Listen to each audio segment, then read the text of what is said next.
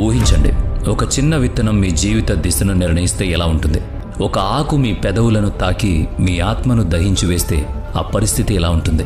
ఇది కేవలం ఒక అలవాటా లేక శతాబ్దాల నాటి కుట్రనా అని మీరు ఎప్పుడైనా ప్రశ్నించుకున్నారా? అసలు ప్రతి టీ కొట్టు దగ్గర సిగరెట్లు ఎందుకు దొరుకుతాయి? ప్రతి సినిమాలో హీరో పొగ వదలడం, ప్రతి వీధి చివర కైనీ పొట్లాలు ఎందుకు కనిపిస్తాయి? ఇదంతా ఊరికే జరుగుతుందా లేక మీకు కనిపించని ఏదో పెద్ద ఆట ఇందులో దాగుందా? ఇది ప్రతిరోజు మీ ఆయుష్ను తగ్గిస్తోంది. ఇది కేవలం పొగాకు కథ కాదు. ఇది అత్యాశ, వ్యసనం మరియు ధనదాహం గురించిన కథ. ఈరోజు మనం ఆ రహస్యాన్ని బయట పెట్టబోతున్నాం. ఇది తెలిస్తే మీ నమ్మకాలు కదిలిపోతాయి. ఎందుకంటే పొగాకు కేవలం విషం కాదు, ఇది మిమ్మల్ని నవ్వుతూ చంపేసే ఒక ప్రమాదకరమైన వల. పొగాకు కేవలం ఒక అలవాటు మాత్రమే అని మీరు అనుకుంటే పొరపాటే. ఈ వీడియోలో మీ ఆలోచన మొత్తం మారిపోతుంది. అందుకే స్కిప్ చేయకుండా పూర్తిగా చూడండి. పొగాకు కథ కొత్తదేం కాదు, కానీ చాలా తక్కువ మందికి తెలిసిన విషయం దాని అసలైన ఆరంభం.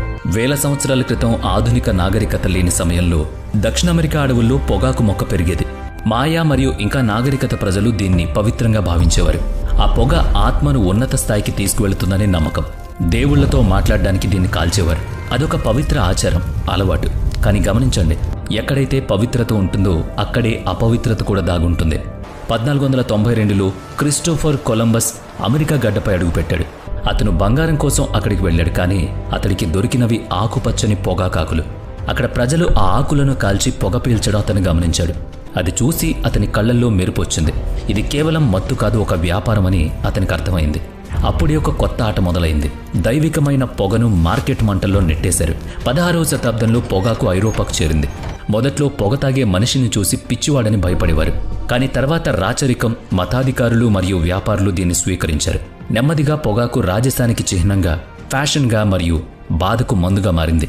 చివరికి అది రుచిలో దాగున్న విషంగా తయారైంది. పొగాకు వ్యాపారం పెరిగే కొద్దీ ఐరోపా శక్తులకు పెద్ద ఎత్తున వ్యాపారం అవసరమైంది. అందుకే వాళ్ళు బానిసల వ్యాపారం మొదలుపెట్టారు. ఆఫ్రికా నుంచి మనుషులను తెచ్చి అమెరికా పొలాల్లో పనిచేయించారు.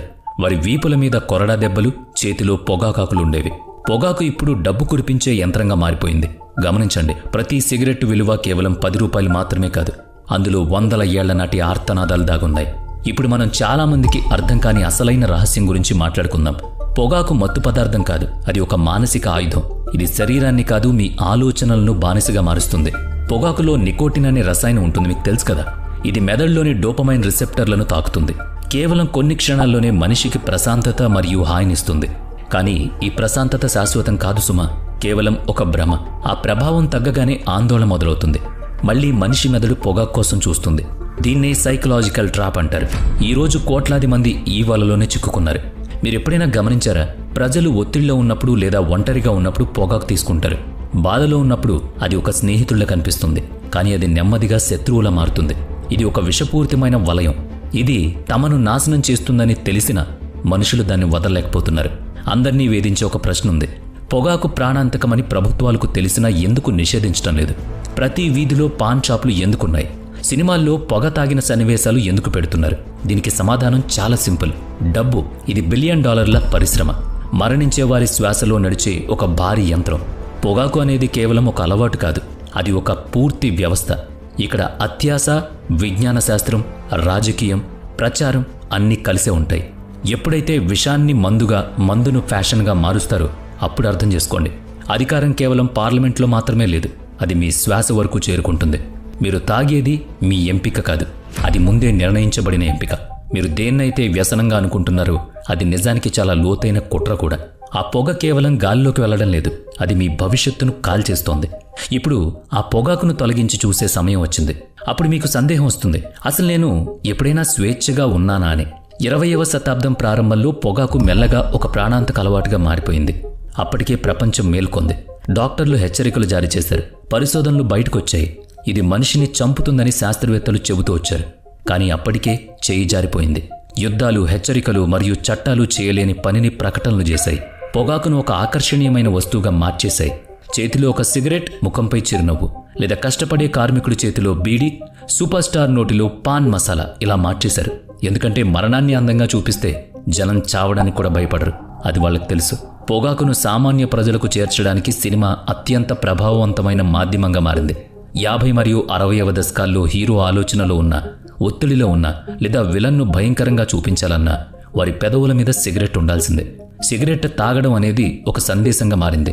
నేను అందరికంటే ప్రత్యేకమని, నేను ఆలోచనాపరుణ్ణని, నేను మగాణ్ణని జనం అనుకునేలా చేశారు. ఈ భ్రమలో ఒక తరం మొత్తం నెమ్మదిగా కాలి బూడిదైంది. పొగాకు వ్యసనాన్ని అర్థం చేసుకోవాలంటే కేవలం శరీరం గురించి మాట్లాడితే సరిపోదు. దీని వెనుక ఒక పెద్ద మానసిక మెదడు ప్రక్షాళన దాగుంది. భయం చూపిస్తే కస్టమర్ పారిపోతాడని కంపెనీలకు తెలుసు. కానీ పొగాకును విజయం, ప్రేమ మరియు స్వేచ్ఛతో ముడిపెడితే మనిషి పరిగెత్తుకుంటూ వస్తాడు. ప్రతి ప్రకటన ఒక సందేశాన్ని ఇస్తుంది. అలసిపోయారా? ఒక దమ్ము లాగండి. ఆలోచించలేకపోతున్నారా? ఒక దమ్ము కొట్టండి. ఒంటరిగా ఉన్నారా? ఒక్క పఫ్ కొట్టండి. ప్రతి దమ్ము కేవలం నికోటిన్ మాత్రమే కాదు, అది ఒక అబద్ధపు వాగ్దానం. ఇప్పుడు మనం అందరికీ తెలిసిన మౌనంగా ఉండే అధికారం గురించి మాట్లాడుకుందాం. పొగాకు ప్రాణాలకి హానికరమని ప్రభుత్వానికి తెలుసు. ప్రతి వైద్య సంస్థ దగ్గర దీనికి సంబంధించిన డేటా, పరిశోధనల నివేదికలు ఉన్నాయి. కానీ పొగాకు పరిశ్రమ అనేది వేల కోట్ల వ్యాపారం. పన్నుల ద్వారా ప్రభుత్వానికి ఖజానా నిండుతుంది. పెద్ద కంపెనీల నుంచి ఎన్నికలకు విరాళాలు వస్తాయి. కార్మికుల నుంచి ప్రకటనల ఏజెన్సీల వరకు లక్షల మంది ఈ వ్యాపారంపై ఆధారపడ్డారు. అంటే పొగాకు ఇప్పుడు కేవలం ఒక మొక్క కాదు, అది ఒక వ్యవస్థ. మీరు పాన్ మసాలా ప్యాకింగ్ విప్పిన మొదటి క్షణంలోనే మీ నరాల్లో నికోటిన్ ప్రవహిస్తుంది. మీరు సిగరెట్ మొదటి దమ్ము తీసుకోగానే మీ శరీరం ఒక్క క్షణం పాటు హాయిగా ఉన్నట్లు భావిస్తుంది. కానీ అదే క్షణంలో వేల కణాలు చనిపోవడం మొదలవుతాయి. ప్రపంచవ్యాప్తంగా ప్రతి సంవత్సరం 80 లక్షల కంటే ఎక్కువ మంది పొగాకు వల్ల పోతున్నారు. ప్రతిరోజు వేలాది కొత్త జీవితాలు నాశనం అవుతున్నాయి. కానీ స్క్రీన్ మీద మాత్రం మీకు స్వాగతం అని మెరుస్తూ కనిపిస్తుంది. ఇప్పుడు ప్రశ్న మీదే, మీరు దీన్ని చూడగలుగుతున్నారా? పొగాకు కేవలం పొగ కాదు, అది ఒక వ్యూహం. చిన్నప్పటి నుంచే పాఠశాల బయట చౌకగా బీడీలమ్మడం, పోస్టర్లపై నవ్వుతూ కనిపించే నటులు, ఇదంతా ఒక ప్రణాళిక. ఇది కేవలం వ్యసనం అని చెప్పే భ్రమను బద్దలు కొట్టే సమయం వచ్చింది. ఇది వ్యసనం కాదు, మిమ్మల్ని స్వేచ్ఛగా ఉన్నట్లు నమ్మిస్తూ మీ స్వేచ్ఛను లాక్కునే ఒక నియంత్రణ పద్ధతి. ఇప్పుడు మనం తెలుసుకోవాల్సింది ఏంటంటే, ఈ విషం శరీరాన్ని ఎలా నాశనం చేస్తుంది. పొగాకులో ఒక్కొక్క రేణువు వల్ల ఏ అవయవాలు కుళ్ళిపోతాయి. దీని నుంచి విముక్తి సాధ్యమేనా? నరకం చనిపోయాక వస్తుందని అంటారు, కానీ కొన్ని నరకాలు బతికుండగానే శరీరం లోపల మండుతూ ఉంటాయి. పొగాకు నిశ్శబ్దంగా మీ తలుపు తడుతుంది. మొదట స్నేహితుల్లా మారుతుంది, తర్వాత తోడుగా ఉంటుంది, నెమ్మదిగా యజమానవుతుంది. పొగాకు పొగ మొదట తాకేది మీ శ్వాస వ్యవస్థను, అంటే ఊపిరితిత్తుల్ని. ప్రతి దమ్ములో నికోటిన్ మరియు తారు మీ ఊపిరితిత్తుల్లో వెళ్ళి నెమ్మదిగా అక్కడ గోడలపై పేరుకుపోతుంది. మొదట్లో కేవలం దగ్గొస్తుంది, తర్వాత అలసట, మెట్లు ఎక్కుతుంటే ఆవేశం, చివరికి ఒకరోజు ఊపిరితిత్తులు నల్లగా తయారవుతాయి. క్రానిక్ అబ్జర్వేటరీ పల్మనరీ డిసీజీ అంటే సిఓపిడి అనే స్థితిలో మీ శరీరం గాలి పీల్చుకోవడానికి ఇబ్బంది పడుతుంది. నీటిలో మునిగిపోతున్న మనిషి బ్రతకడానికి ఎలా కొట్టుమిట్టాడతాడో అచ్చం అలాగే. ఒక్క సిగరెట్ మీ గుండె వేగాన్ని పెంచుతుంది, రక్తనాళాల్ని కుచించుకుపోయేలా చేస్తుంది, దాంతో రక్తపోటు పెరుగుతుంది. ఒకరోజు ఈ ఒత్తిడి మీ ధమనులను జామ్ చేస్తుంది. దీనివల్ల గుండెపోటు, స్ట్రోక్ లేదా మెదడుకు స్ట్రోక్, రక్తస్రావం ఆగిపోవడం ఏదైనా జరగవచ్చు. ఎన్నో ఏళ్లుగా మీ లోపల జరుగుతూనే ఉందని చెబుతూ ఉంటారు. పొగాకు అత్యంత ప్రమాదకరమైన ప్రభావం మీ మెదడు మీద చూపుతుంది. నికోటిన్ నేరుగా మెదడులోని డోపమైన్ వ్యవస్థను తాకుతుంది. వెంటనే హాయిగా ఉన్న భావాలు కలుగుతాయి. కానీ భావన అబద్ధం, అది క్షణికం. తర్వాత జరిగేది విధ్వంసం.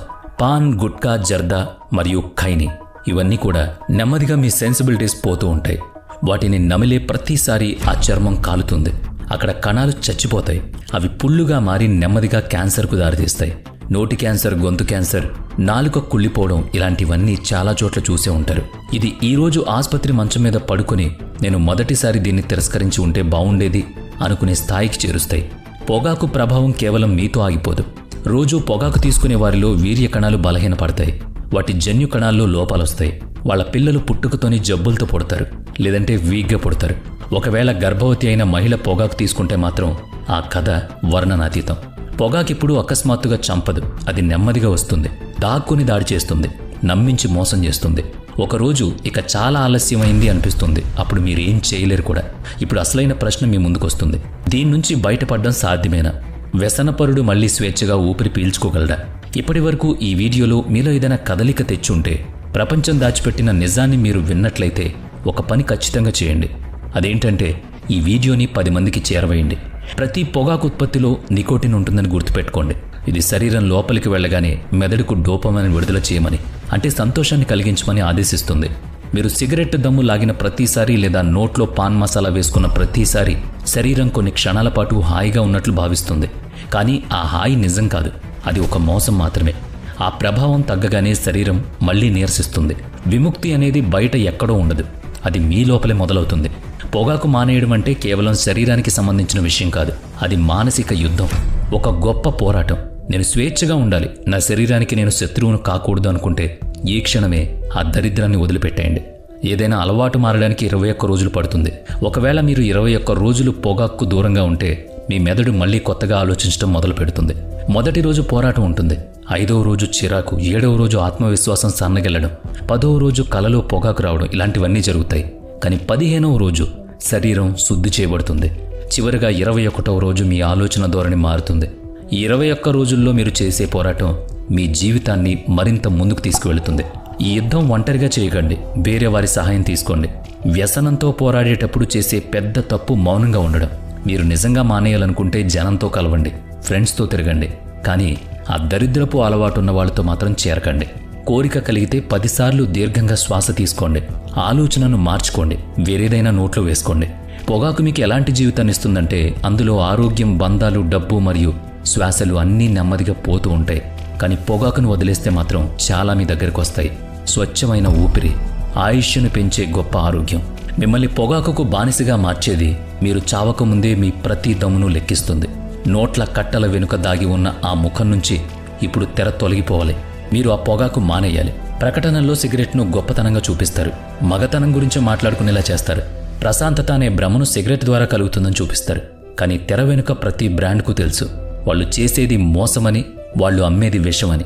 పాన్ మసాలా పేరుతో, యాలకుల మిశ్రమం పేరుతో కంపెనీలు దోచుకుంటున్నాయి, ప్రజల శరీరాల్ని గొల్ల చేస్తున్నాయి. సినీ తారలు, పెద్ద క్రీడాకారులు, సోషల్ మీడియాలో ప్రముఖులు వాళ్ళందరూ యాడ్స్లో నటిస్తారు, కానీ నిజ జీవితంలో వాటిని వాడరు. ఇది మాత్రం గుర్తుపెట్టుకోండి. ప్రభుత్వాలు పొగాకును ఎందుకు నిషేధించడం లేదు? పొగాకు వల్ల ప్రతి ఏటా లక్షల కోట్ల రూపాయల ఆదాయం వస్తుంది. ప్రభుత్వాలు నడవాలంటే ఖజానా నిండాలి. ఖజానా నిండాలంటే ఇవన్నీ తప్పని పనులు. వాళ్ళకి మనుషుల ప్రాణాల కంటే వాళ్ళ రాజకీయాలు, గౌరవాలు ఇవే ముఖ్యం. దీనివల్ల కేవలం పొగాకే అమ్ముడుపోదు. ఆ పొగాకు వల్ల బానిసలై ఆరోగ్యాలు పోగొట్టుకున్న మనం మెడికల్ షాప్స్ చుట్టూ తిరిగితే ఆ మందుల నుంచి వచ్చేది కూడా ఆదాయమే. ప్రతి పొగాకు ఉత్పత్తిపై ఆరోగ్యానికి హానికరం అని చిన్నగా రాస్తారు, ప్రమోషన్ మాత్రం పెద్దగా చేస్తారు.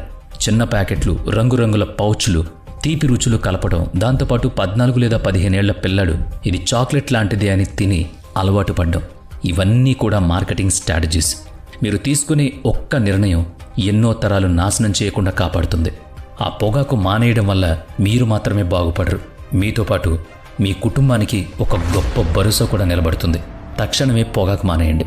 దీనికోసం ఏ హెల్ప్ లైన్ నెంబర్కి ఫోన్ చేయాల్సిన అవసరం లేదు. ఒక 20 రోజులు మీతో మీరు పోరాడితే చాలు, ఒక గొప్ప శ్వాస తీసుకోవడానికి, గొప్ప జీవనానికి నాంది పలకడానికి.